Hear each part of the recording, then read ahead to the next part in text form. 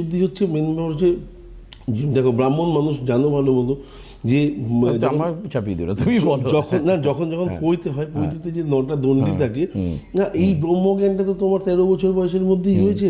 তো তার জন্য আমি বলছি যে 9টা সুতো থাকে না পইতে। আমরা তো 9টা সুতো হিসেবেই পাবলিকরা জানি, কিন্তু আলটিমেটলি এই 9টা সুতোকে 9টা দণ্ডি বলা হয়। এই 9টা দণ্ডির একটা হচ্ছে লাভ, লোভ, কাম, ক্রোধ, ভয়, ঘৃণা, ঈর্ষা। এইটা হচ্ছে তোমাকে ব্রহ্মজ্ঞানের পাঠ তোমার শরীরের মধ্যে বেঁধে দিল।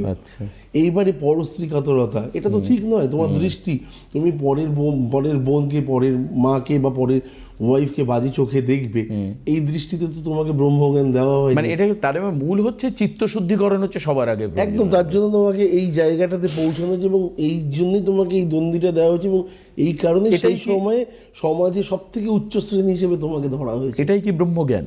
ব্রহ্মজ্ঞান তো এই 9টার মধ্যে দিয়েই বিশ্লেষণ করা হয়েছে না। এর বাইরে কোথায় আছে তুমি আমাকে বলো। আচ্ছা, তোমার আত্মতুষ্টি নেই, এদিকে তুমি বড় বড় কথা বলে বেরোচ্ছ, লাভ কোথায় আছে? বলে টলে বলে না কি বললাম আলটিমেটলি, না এটা না। তার মানে তুমি তো বলছো যে প্রতিকার মানুষের মধ্যেই আছে। হ্যাঁ একদম। লাভ লাভ লাভ জিনিসটা আলাদা জিনিস। ব্যবসায়ীরা লাভ করবে না, এটা হতে পারে না, কোনো ভুল নেই, সেটা তার